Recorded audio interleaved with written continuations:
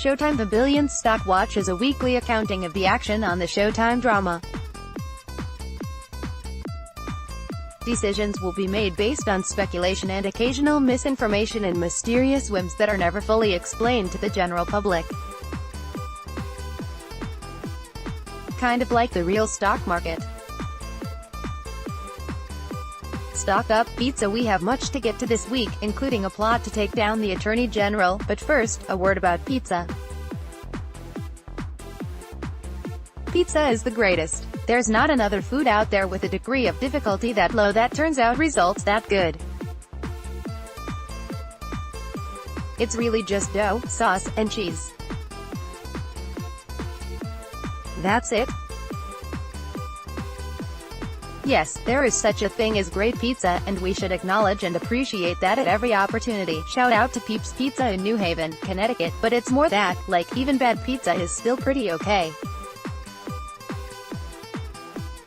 Even store-brand frozen pizza with a layer of permafrost on the top of it.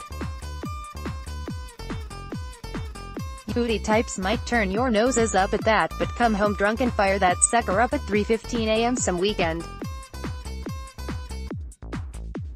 It'll be amazing. Pizza is basically magic. I'm repeating myself a bit here, but it's too important to leave unsaid.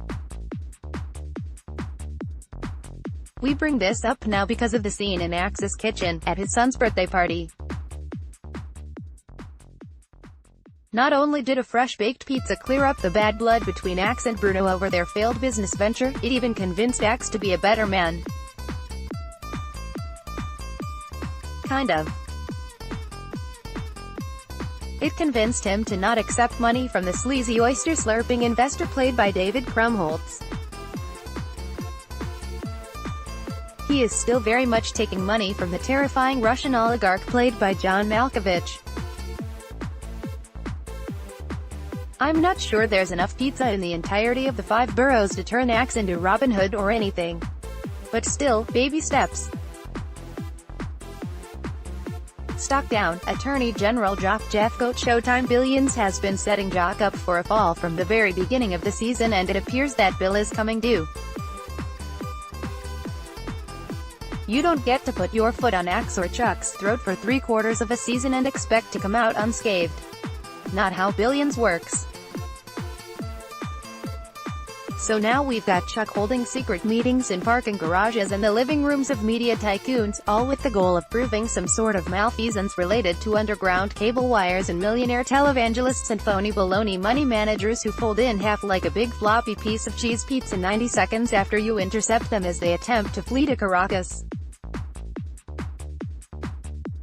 I don't know. It all seems on the up and up to me. Stock down. Love. Generally, should Axe have snuck in at the last moment and outbid Taylor's venture capitalist sweetie for the Human Genome Project? Probably not.